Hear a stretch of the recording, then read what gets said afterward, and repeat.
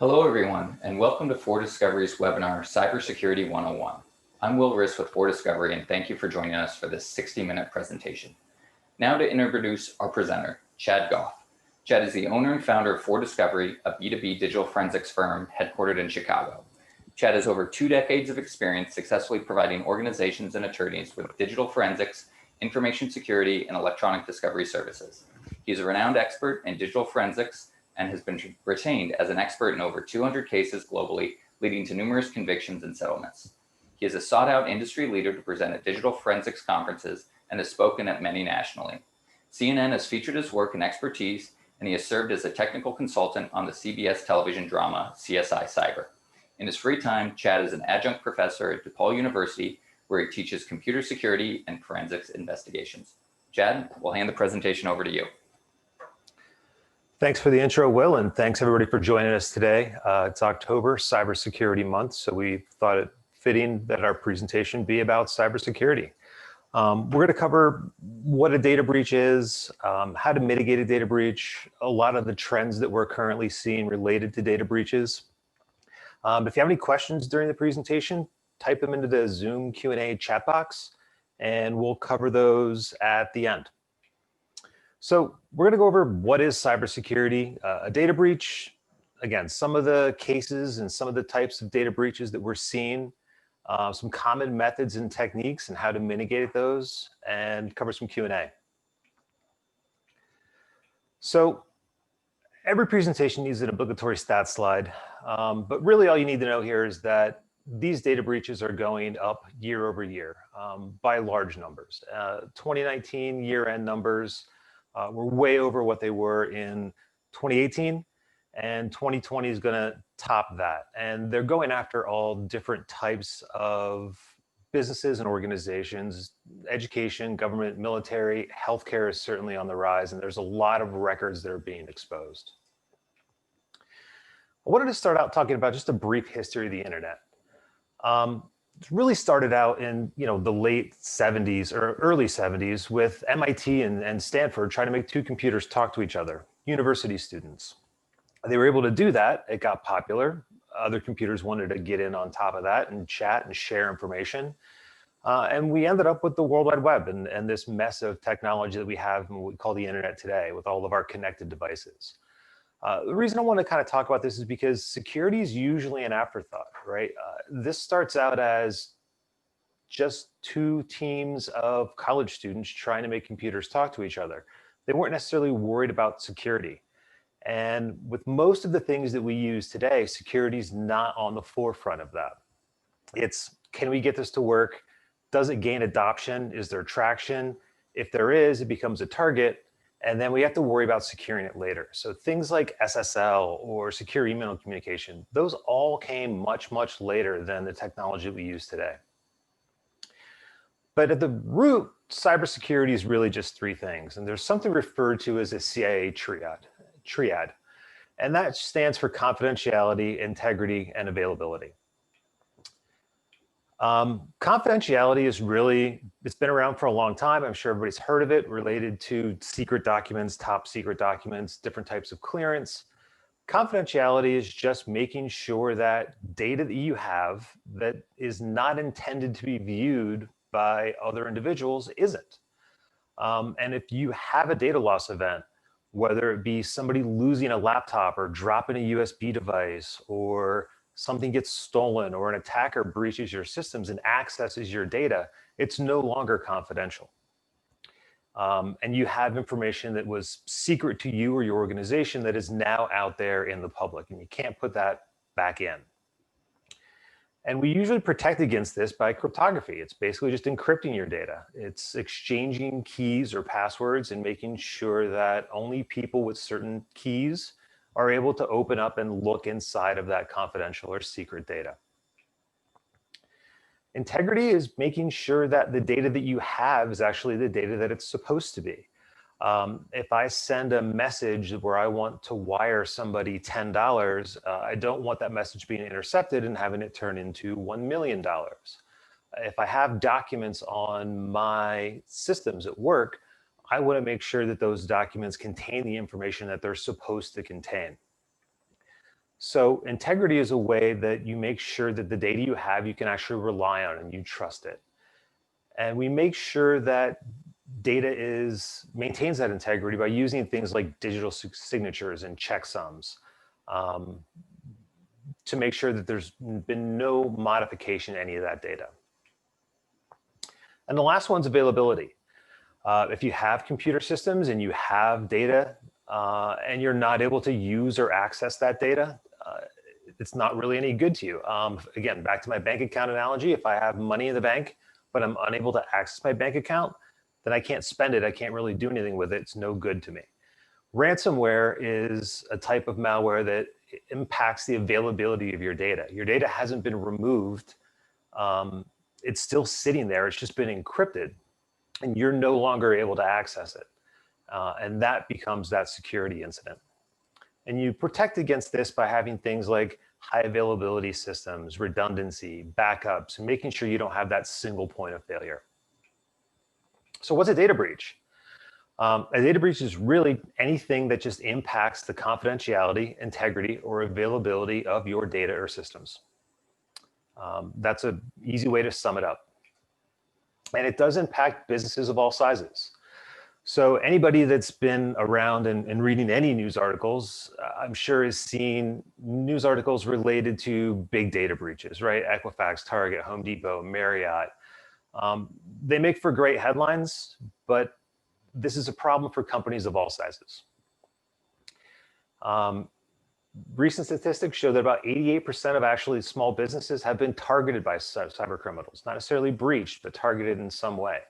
And most of these will never make the news. Most of the data breaches that we work on aren't newsworthy events. They're not reported. They're not going to roll up in any statistics. But the costs associated with these from small to medium organizations can be devastating. So it will take a lot of time and money to recover from a data breach if your company does have one. And they do have consequences. So this one was as recent as, I believe, last week. Dusseldorf University has a hospital system associated with it. The attackers were trying to go after the university. It leaked over into the hospital, and it made their systems unavailable. The hospital system was infected with ransomware. Because the systems were unavailable, they actually had to turn patients away. And during the course of that, there was a woman who died as a result of that. And that's sort of the first instance we have of a death being linked to a cybersecurity attack, but they can be real and they can have consequences. So what's the current state of affairs? Getting struck by lightning, 1 in a million, roughly. I was surprised to see that dating a millionaire was 1 in 220. Good odds. Experiencing data breach, 1 in 4. Most of the common data breaches we see are insider theft, ransomware, business email compromise, and just good old-fashioned sort of hacking or system compromise breaches that we'll talk about in a little bit. So what's the motivation? Largely, it's money. Most of these are for some sort of financial gain. 10% or so are around espionage, but that even usually relates to something where they're trying to get money for the information that they actually took or the information that they gained. And it's a lucrative business. So TravelX earlier this year paid $2.3 million in Bitcoin as a ransom.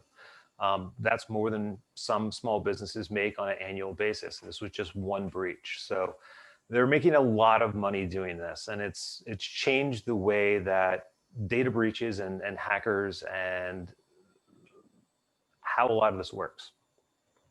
But they're still mostly crimes of opportunity. Typically, they don't actually go after a certain organization, Acme Corporation, for example. They're not going to wake up one day and go after Acme Corporation.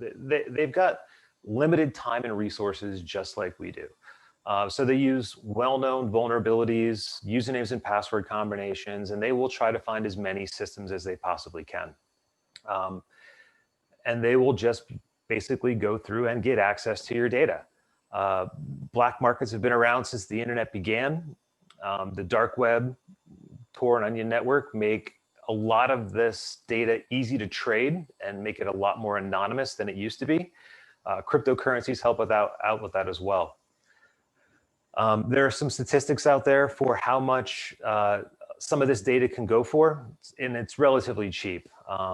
And trust this what you will with having the access to the information that you do.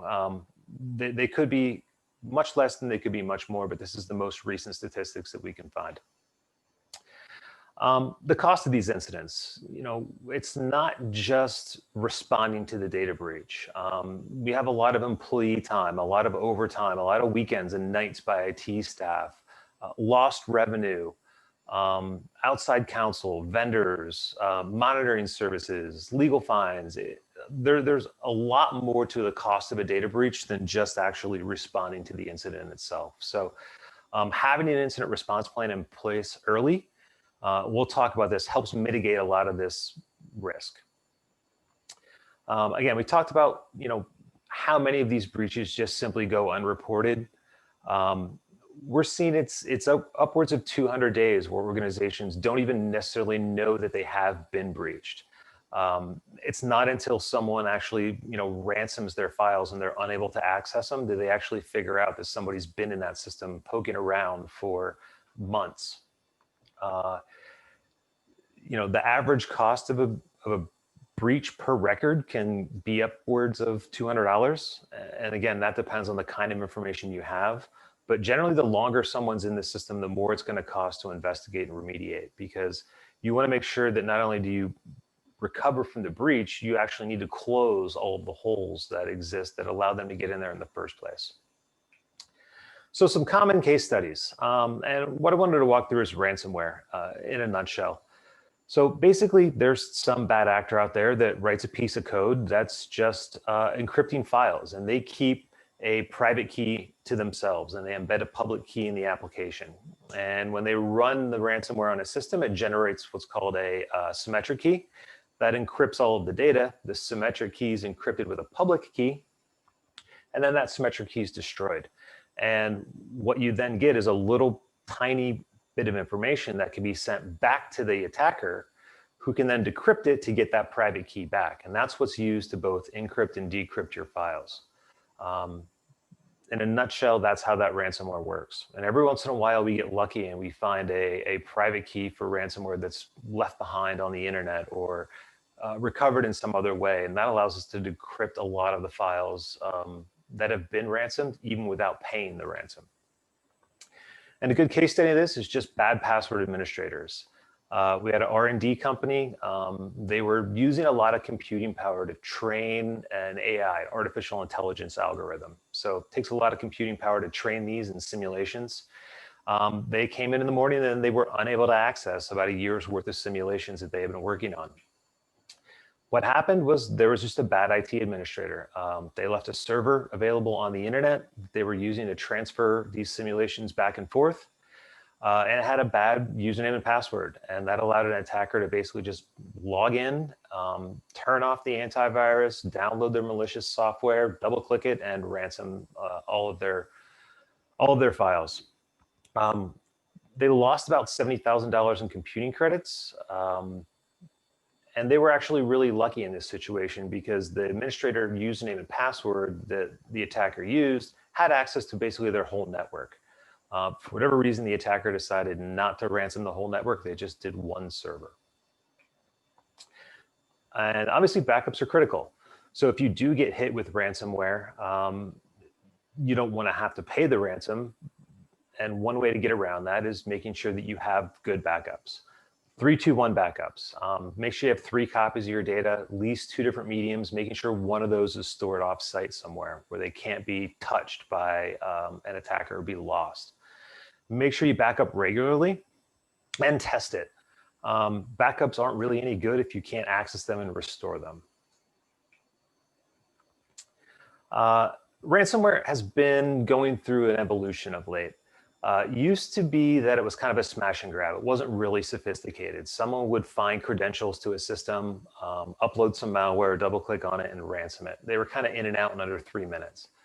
They didn't really know who they were ransoming or what they were ransoming. It was just ransom a computer and move on. That was kind of the heyday of ransomware, and most companies have secured things down. It's a little bit harder to find systems to ransom these days, so they're becoming more sophisticated in their attacks. They're using a lot of vulnerabilities that have been published and incorporating that into gaining access to your systems. A lot of usernames and passwords and password reuse. But once they do get access, they tend to stay there for a very, very long time. They do a lot of reconnaissance. So it can be custom ransomware where the Bitcoin address and the wallet information is just for this specific compromise.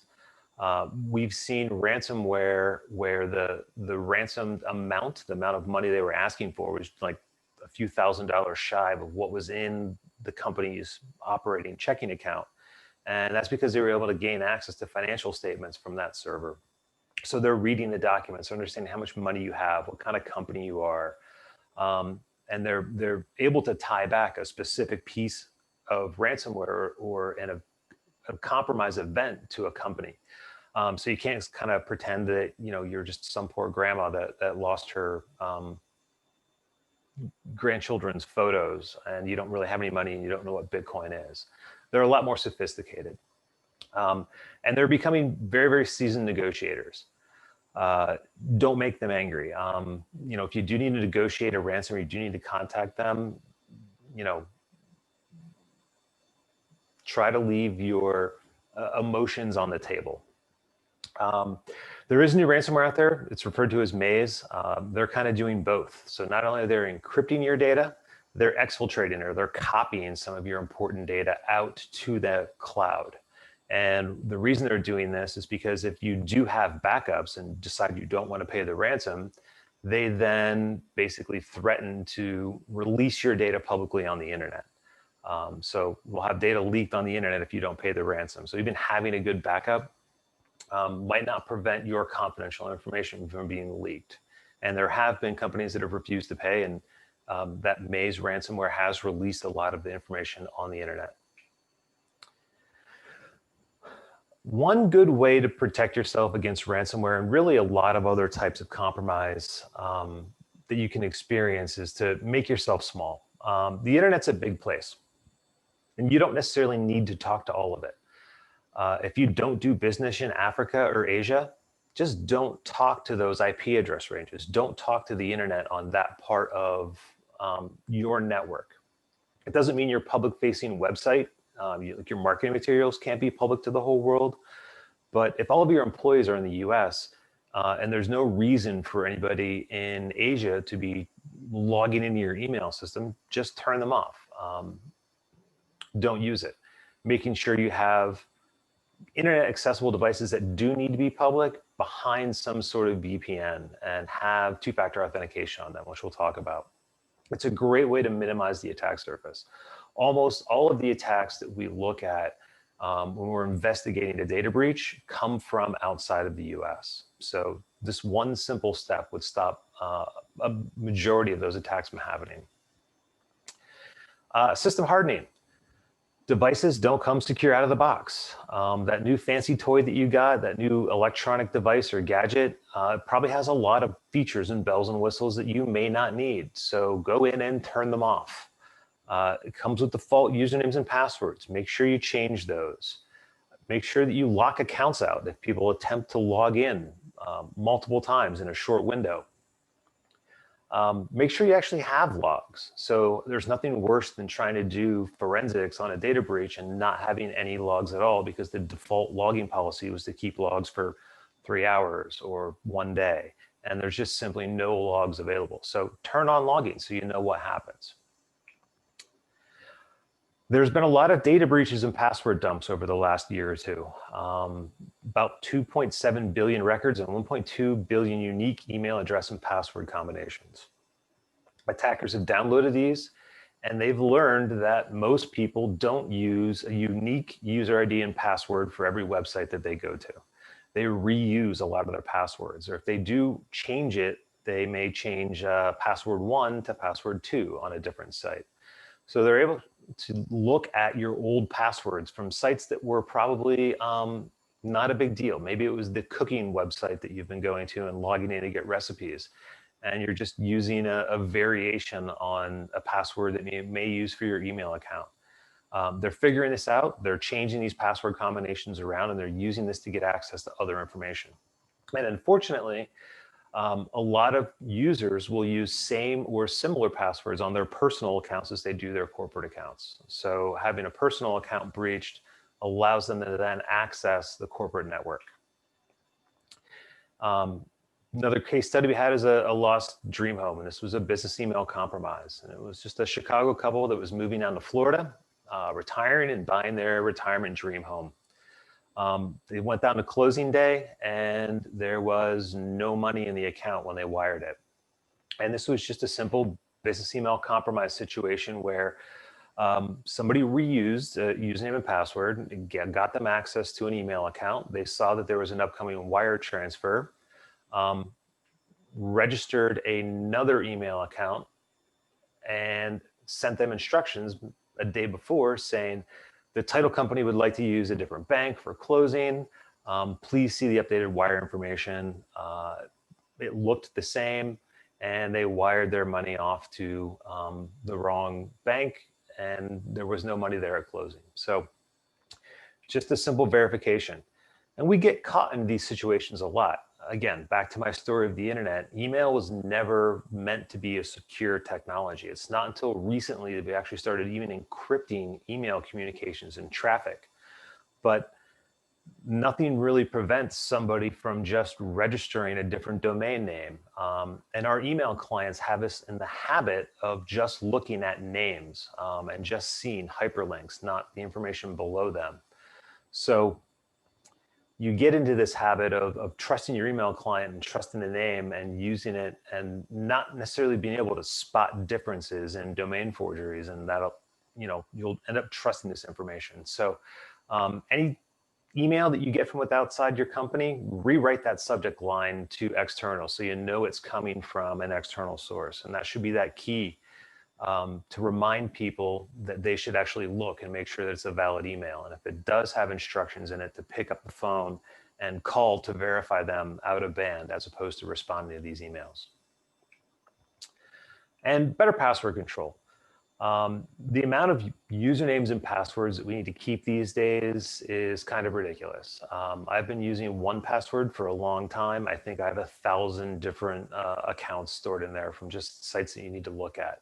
There's no possible way to remember these without you reusing passwords unless you use some sort of password manager. So make a very strong password for your wallet. And once you do that, don't sync it to the cloud. Make sure you keep a backup of it somewhere secured, and make sure all these websites have unique usernames and passwords. There's kind of another myth out there that you need to change your password frequently. If you have a strong password and you only use it for one account or one site, then there's really no reason to change it at all unless that site's been breached. And a good way to check if a site's been breached is a website I included down there. It's called Have I Been Pwned? You can type your email address in there and it will actually bring back all of the websites where that email address has been found in a data dump that I showed you earlier. And if that's the case, then you should probably go to that website and change your password. And if you use that password anywhere else, you're going to want to go change those as well. And that brings us to two-factor authentication. So we've been using this for decades. I bet everyone has some sort of two-factor authentication on them right now, and that's your ATM card. I could give you physical access to my bank card and you could go to the ATM, but you can't withdraw anything without the 4-digit PIN code. Similarly, I can give you the PIN code. You can't do anything without the card. You need both. And that's very similar to what two-factor authentication is. It's not just having a user ID and password. It's also then sending a message to another device out of band that you then have to use to authenticate. There are lots of keys and tokens and different software that's out there that will do this. Most of the time, it just sends a code to your phone as like an SMS message. And yes, we have seen phones that were basically ported or taken so that they can get access to two-factor authentication codes, but it's still better than nothing, and it does require a lot of work to port those phones. So just don't Don't give it away for free. Make them work for it. Phishing domains, we saw that before in our business email compromise. It's very easy to kind of use something like a simple tool and just type in a domain name and see all the different variations of it that are out there that an attacker might be able to use to sort of masquerade or hide as an entire company. And it's cheap. It's $15 to probably buy one of these domains, and it lets us know that really all these domains are available. You certainly can't buy them all. Maybe you want to buy the .net or .org or something if you can, related to your business, if you have a .com, but you're not going to be able to buy all these variations, but you can blacklist them. So you can take this whole list of their domains and import it in your email system and say, don't accept or receive mail from any of these, but you may have to do this with some of your business partners as well. Another case that we have is sort of time off goes wrong. This is a case where it was this typical website compromise. An organization received an email that said they had a time off website, and it was just somewhere where employees can go log in and request a day off work. And that website was vulnerable to something called cross-site scripting. It was developed by a student intern.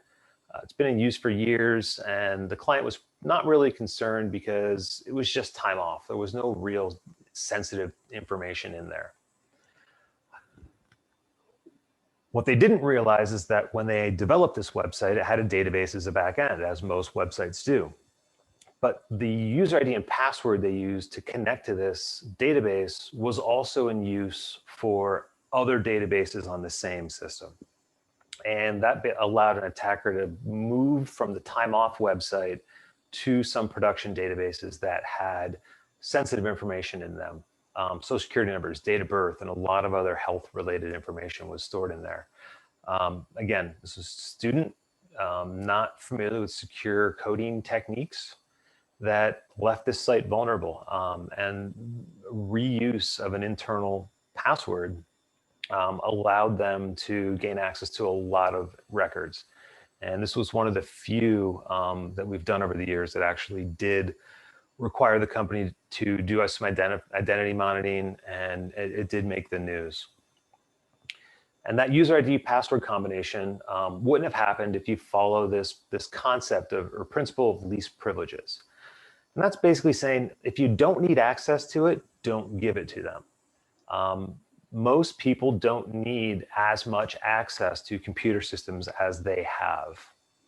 So you have a marketing share, an accounting share, and you give people access to it. When you do, you give them read and write access or full control over that share, when all they really may need to do is look at and view some reports that come out. So generally people have a lot more access than what they actually need. So all these modern computer systems that we use allow for granular permissions. Make sure to review those and really only give people access to the systems that they need with the privileges that they need. A good old-fashioned sort of just typical hacking case we had was a charity that got crypto mined. It was a part-time IT person. They kind of only called that person whenever they needed something, and they had a huge spike in system utilization and resources. Publicly available system where the IT person just didn't install updates or hotfixes. And one of those security patches allowed anybody on the internet to basically log in and run commands on a computer. For whatever reason, the attacker that found this machine decided that it wasn't worth ransoming. So they just installed a crypto mining client on there. So they used all the free resources on this system to basically mine for and gather cryptocurrency. Very simple to patch. There's no reason that system should have been on the internet in the first place. And if an update was applied, it certainly wouldn't have happened. So that comes back to installing these updates and patches. Microsoft comes out with them, Apple comes out with them. They all have ratings associated with them. Take some time to look at those. Microsoft recently had one and it was rated as critical. When Microsoft rates something as critical, that kind of means that you should probably stop what you're doing and install it now, not next month, not later. if you had a car and you got a recall notification from the manufacturer that says your brakes may stop at any point in time, you wouldn't get in your car and take it as a cross-country trip. You would get the brakes fixed first before you did that. So make sure you install these patches. Last year, the year before, we had that WannaCry ransomware that infected 200,000 plus computers, like all within a matter of hours. That used a vulnerability that was patched 2 months prior to that ransomware being put out. So just simply installing these system updates prevents a lot of these vulnerabilities that attackers are using. And also encrypted data. Make sure that you have data in transit. If you're transferring it over the internet from one person to another, or the laptops you're carrying around, or the USB devices that you're carrying around, make sure they're encrypted in case you lose them. You don't lose all of that confidential information. All modern operating systems have the ability to encrypt both the operating system and external or portable storage as well. So use it. It's built into the operating system. If you have an encrypted device and it does get lost, that will probably prevent you from having a reportable event. So how do you mitigate some of this risk? There's really 4 ways of risk mitigation. There's risk acceptance, basically meaning I know the risk is there, I'm going to take the chance. There's risk avoidance. I know that there's a chance for my website to be compromised. Therefore, I've taken my shopping or e-commerce website and I've hosted it with maybe a third party or had somebody else do that for me. There's transferring risk, where you can say, maybe I don't want to deal with taking credit card information. I'm going to use a third-party credit card processing vendor to deal with my credit card information because I don't want that risk of having that. And cyber insurance is a way to transfer risk as well. You pay a policy so that if you do get breached, you have someone that will help you pay that. And there's risk reduction. It's basically finding all those vulnerabilities or all that exposure that you have and making it smaller. I use the example of not talking to other countries if your corporation doesn't need to. That would be a way of reducing your risk, making yourself smaller, reducing that footprint. Nist has a great cybersecurity framework that's out there that's kind of the gold standard for developing an incident response plan. Definitely go through, definitely read it. I'm going to summarize it here pretty quickly. And the first step in that Nist cybersecurity plan is identification. So how do you go about figuring out which type of systems you need to protect and what kind of protection they need if you don't know where your data is? So it's identifying those critical assets, what type of data you have on what type of systems, figuring out if there are any laws or regulations that apply to those that you may need to maintain compliance with. And all of that will help you figure out how to deal with and how to manage the risk that you have. Every organization is different. It could be based on where you're geographically located, what type of business you do, what kind of information you have. Do you have client data? If so, what kind? Are there any laws or regulations that you have that maybe are something you need to follow with? So all of this can play into how you deal with and what your posture is for some of this risk. And these are just some of the laws and regulations that might apply depending on your industry. Once you've identified all this information, you have to go about protecting it. And a lot of those security controls that we talked about will come into play here. It's dealing with access control, making sure you've got user IDs and passwords and two-factor authentication, making sure that you're training your people, making sure that you have backups, proactive technology, antivirus. All of that information goes in there on this protect phase to basically make sure that you've got your corporation locked down as much as you possibly can, knowing where your assets are. And while you're at it, and while you're making all these configuration changes, make sure you have the ability to actually detect a breach. right? If you have a burglar alarm installed on your house and someone breaks in, you want that notification, you want that alert.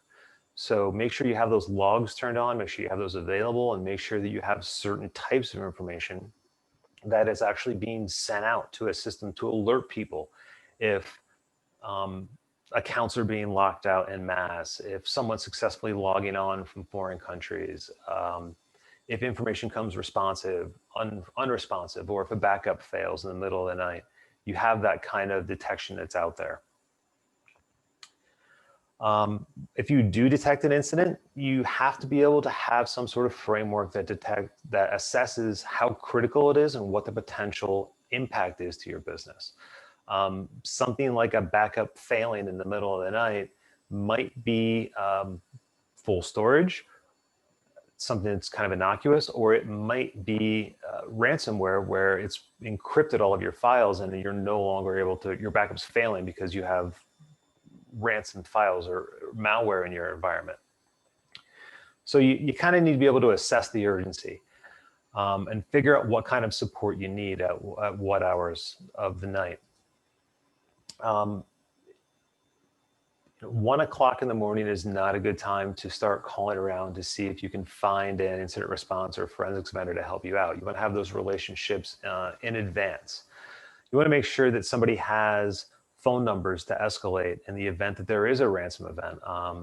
The part-time IT person, that may find this at 1 o'clock in the morning may not have the proper contact information to get somebody up at 1 o'clock to help them make the decisions that they need to make regarding your business. So, and whenever you have an event, start a logbook.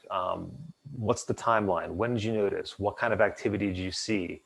And report all of this down so that we can look at it later and figure out what happened.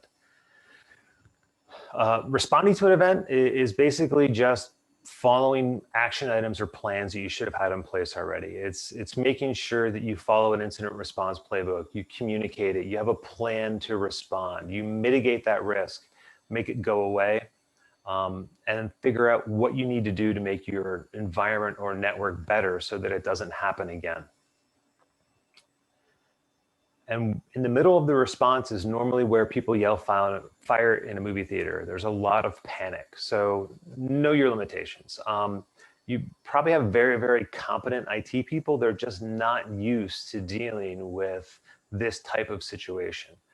So don't hesitate to bring in expert help when you need it. An incident response team, a subject matter expert, somebody else in the company that can help figure out what's going on. And make sure that you have the rest of your incident response team in place. Some sort of leading investigator for decision-making support or response priorities. We've had companies where multiple business units have been impacted, and every business unit is kind of scrambling saying, I need you to get me back up first. And the other business unit wants to be the one that's brought online first. So you need somebody that can make that determination for who has priority and what needs to happen first when you're in the middle of an incident.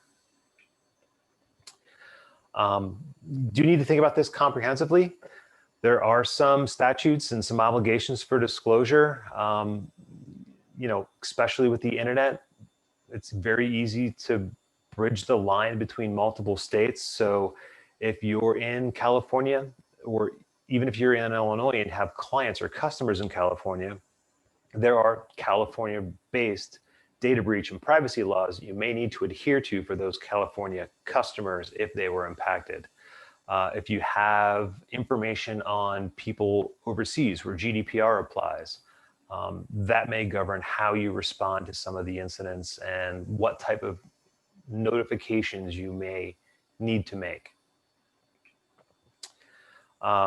And the last phase is one that's often overlooked, and that's just recovering. So after all the dust settles, making sure you have that meeting and you get everybody together and you figure out what you could have done better, what worked, what didn't work, what needs to be updated. Was there missing technology? Were there missing skill sets, gaps in processes? Did you have the right communication? Did you know who to call? All of that in the recovery phase helps to make sure that if it happens again, you do a better job. The recovery phase is a good time to review all of your agreements and policies, especially with third-party vendors, confidentiality agreements and NDAs, who has rights to that confidential or proprietary information. Acceptable use policies. Was an employee the root cause of the data breach?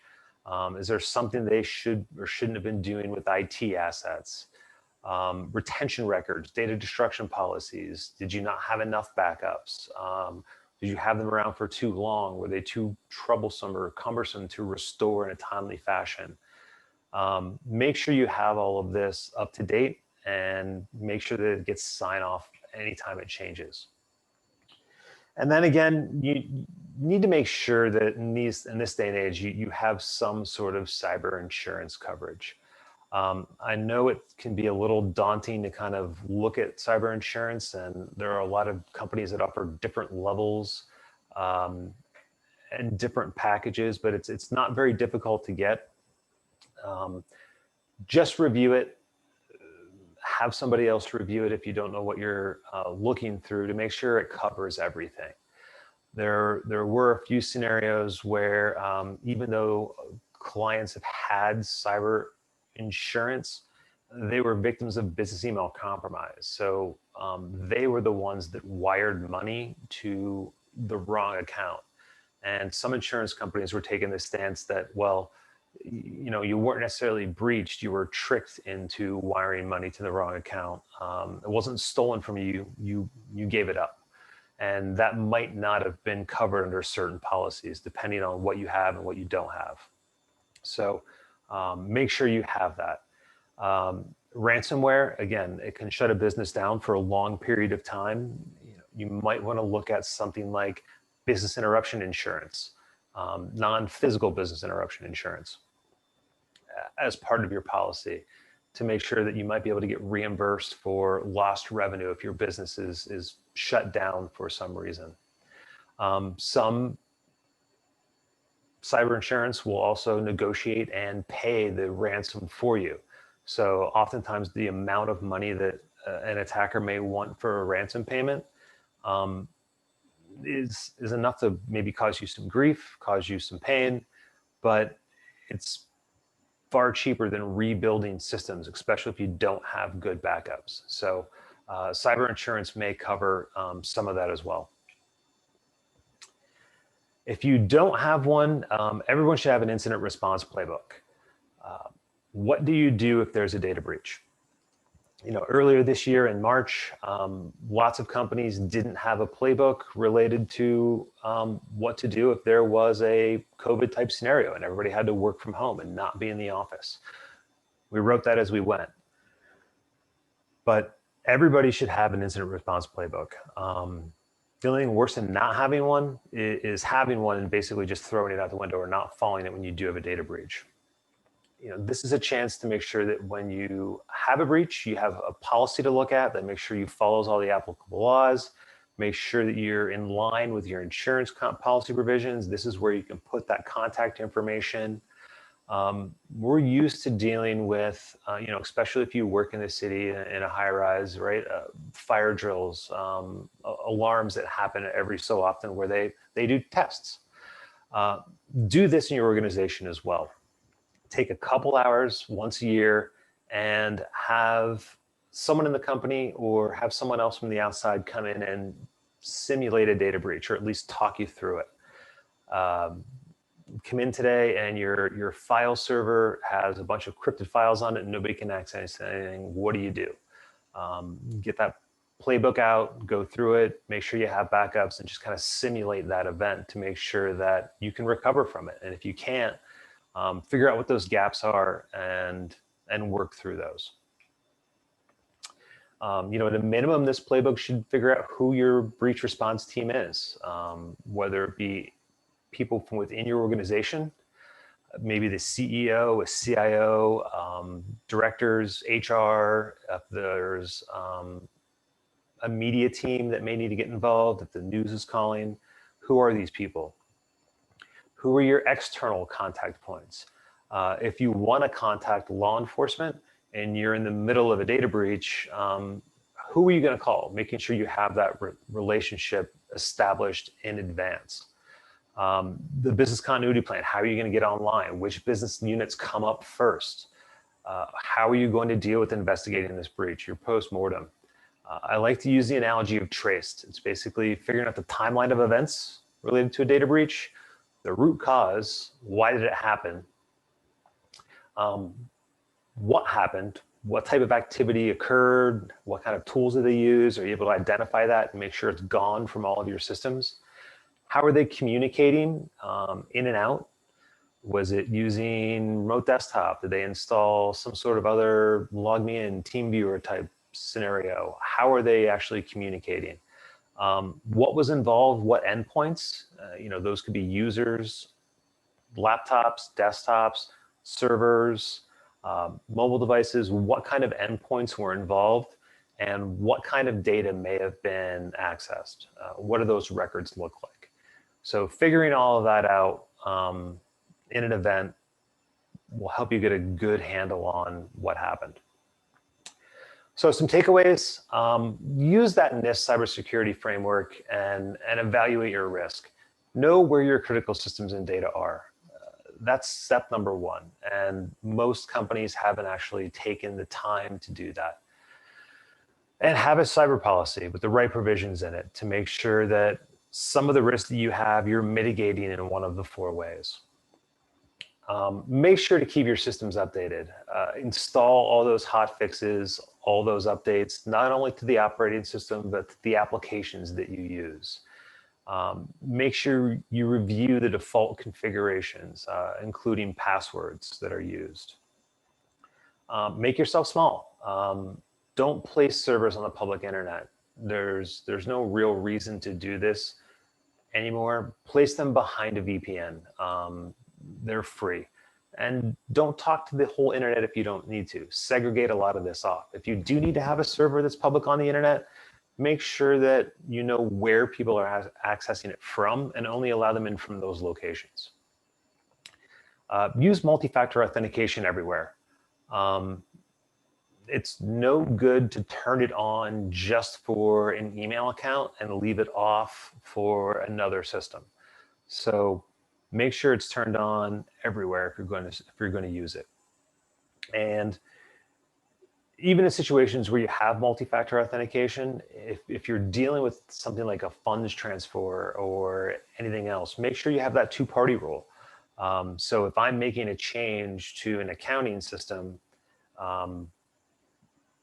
someone else in the organization has to review it and sign off on it before it takes effect. Backup everything. Make sure you have backups and make sure they're good backups. Make sure the backups aren't accessible to the attacker. We've had several scenarios where the attacker's been able to get access to the backup server and just format it or reset it or delete the backups or corrupt the backups in some way, making them not usable. So have backups and make sure they're protected and make sure they're available and test them. We're doing a ransomware case right now where the backups stopped in April, right around the time people started coming into the office. Backups started failing. Nobody noticed because they weren't in the office.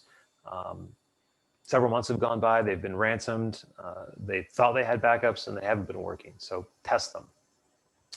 And have a plan, have an incident response plan in place in advance so that if you do run into a situation where there's a data breach, you have a playbook that you can follow and it's not fire in a movie theater with everybody running around, stepping on each other's toes. So now we'll open it up for the Q&A. If there are any questions in that Zoom box, now's the time.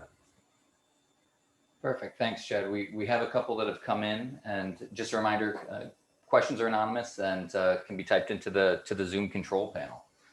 So the first one, what are some inexpensive, easy solutions that companies can take to protect their data? So most of the solutions that are available, you already have. So the one thing I always hate to see is people buy more products, more security products to add on. 9 times out of 10, what you need to secure your environment, you already have. It's part of the software. It's part of the servers. It's all baked in. Going through all those settings and making sure that they're enabled is step number one before you run out and try to buy some sort of fancy, monitoring or alerting software, and making sure that you really have good backups. Okay, great. What is the difference between two-factor authentication and multi-factor authentication? Nothing really. Multi-factor authentication is something in addition to a username and password, which is typically called two-factor authentication. Multi-factor, maybe it's more commonly used when there's something else involved. For example, like a fob that's got a rotating set of numbers on it, like an RSA token, or some sort of key that you actually need to plug into a device. How's security being played in cloud environment? So the cloud it can be difficult when it comes to security because you're usually limited to what that cloud provider offers you. I see a lot of businesses place email security in front of things like Gmail and Office 365 to give them additional layers of protection. Office 365 has stepped up their game recently. They do allow country blocking. They have what they call implausible travel in Office 365 now, where if you've logged on from Chicago, but then log on from LA, and the time difference between those two logons is less time than it would take you to travel there, it will block that log on and give you an alert. So there are a lot of settings that are involved with cloud providers. You just need to check them, and if they're not there, there may be something else that you can do. All right, great. Well, it looks like that does it for our Q&A session. Chad, any final thoughts before we finish up today? No, thanks everybody for coming. Cybersecurity Awareness Month, so it's a good time to review your passwords and your policies and procedures, install your updates, and stay safe out there. Perfect. Thank you everyone for attending. Follow-up email with all the materials from today's webinar, including the deck and video, will be in your inbox tomorrow. If you submitted your Illinois bar number during registration, your CLE attendance certificate will be sent out in that email as well. If you found today's presentation valuable, please join us for our next webinar on Monday, November 2nd, as Melody Haas from ForDiscovery presents Protecting Your Data in the Work from Home Era. Thank you again for attending, and we hope to see you next time. Have a great rest of your day.